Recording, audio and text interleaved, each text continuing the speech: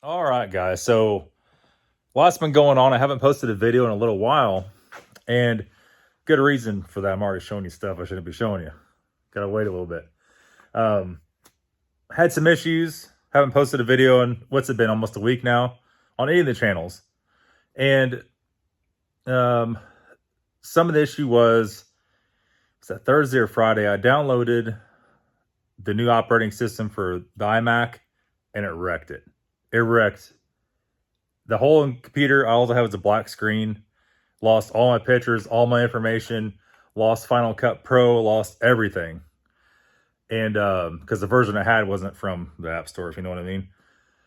So today's Monday. Finally got everything back up and running.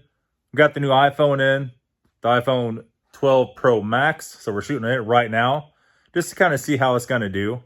Has some pretty good cameras on it. This is the front facing. Flip you around to the rear facing here in 1 second. But let me know how the sounds on it. We're not going to film with this, but if I have to film with this, I think it'll be okay, right? So a lot of stuff going on here. We broke the lift. We started pulling 2 bolts out of the ground, and we had my friend Kevin was down there. We put a Sequoia up on it. Before we put a Sequoia up on it, we checked all the bolts with the torque wrench. We have 2 that we're pulling out. And there we go. Zoom this sucker out.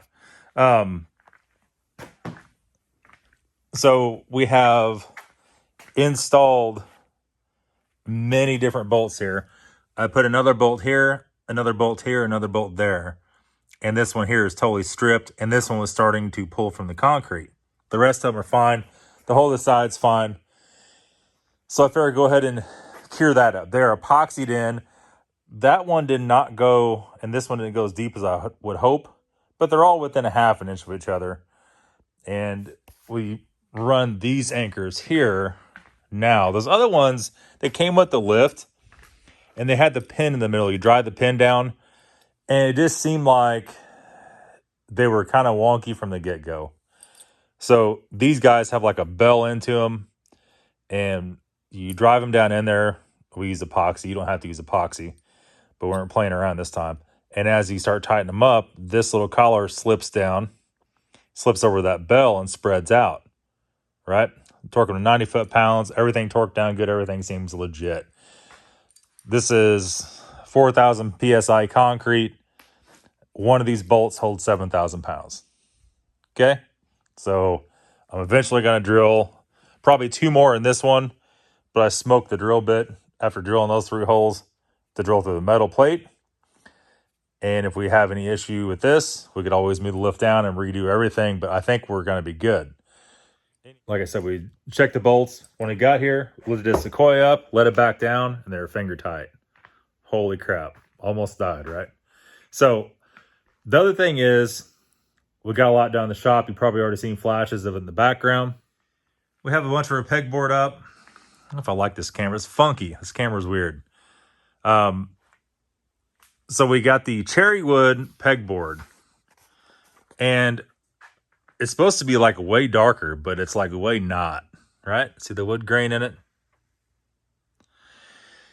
I guess it looks okay. We went all the way down here. I'm going to move this stuff around, and we're going to put, I have 1 whole piece left. I think we're going to put it right here. We're going to move all that crap and put an 8-foot tall piece. Now hold all the Makita stuff, Makita chargers. I'm going to buy another iMac for the shop for right here so we could upload videos and not be clogging up my other one. We're getting stuff hung up. It's still a huge mess. I mean, let there be no mistake. But we're getting there. We have enough tools to pretty much fill the whole thing out and probably then some. So if I showed you guys this or not, I just really can't remember. I don't think I did. These are the new tips for the Porsche. So they actually have a resonated tip. The Porsche is going in Thursday to get the exhaust done, to get the straight pipes done. So the plan with that car is, it's doing really good. No issues at all. It does get a little bit of smoke at startup, a little puff. And last video we had, I think it was the last video, we had the engine cover off of it. And the oil separator, we checked it, and it's OEM. But I got thinking about that. And this car had engine swap at 40K or something like that. I don't remember. Had engine swap. So there's an oil separator in the box. And I'm like, well, I assume they replaced it. But I would say I probably assumed wrong, right? And I don't think they did. So we're going to order a new OEM oil separator. Everybody says that'll definitely fix it. If not, we'll fix it. Like, no matter what, we'll fix it, right? So I drove it an hour today with no problems. It basically has no realistic problems other than the brake maintenance needs to be done. We'll do the exhaust, this and that. Stuff that more I want to change. A lot of the BMW guys that watch the BMW channel are like, what's more reliable, this car or the BMWs? You want me to be honest? Or you want me to feed you a line of crap? To be totally honest, you don't like this camera because your hand gets in it real easy. You got to watch out when you hold it. To be totally honest, this is a lot more reliable of a car and a much easier car to work on. We love the M5. You know, it's been a good car. Oh, yeah. And one of the lights burned out, too. That's sweet.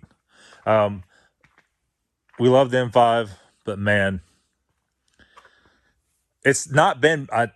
Once we fixed everything on it, it's not been bad. It took a monster amount of money to fix this car, though. And as expected, right? It is what it is. We need to do throttle actuator, soldered little transistors on it yet. That's a big job. Everything else has been kind of rickety lately. And I sold the Sequoia to my sister's boyfriend, and he drove it a week, and the bottom ball joint broke. And I went through and put OEM Toyota ball joints on the top of that thing here a while back, a year ago. About a year and a half to 2 years ago, I put lower ball joints in it.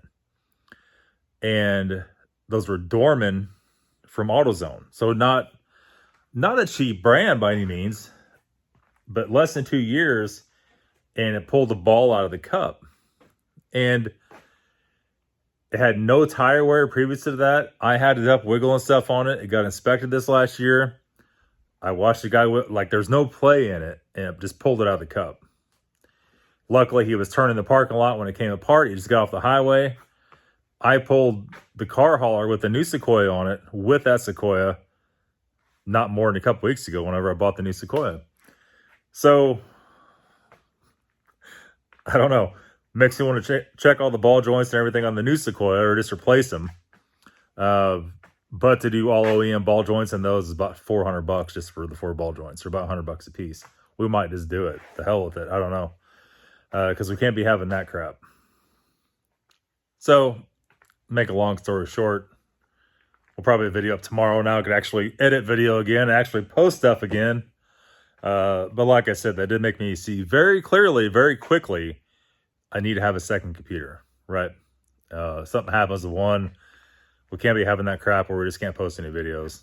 And if the computer goes down and something actually breaks on it, I need to order something else, it might be a week or two before I get the part in, right? So there is that, but that's going to be it, guys, for today's video. Thanks for watching. I'll be back very soon with a straight piped Cayman. And if it's too loud, we'll change it until we like it. Thanks a lot, guys. See you later.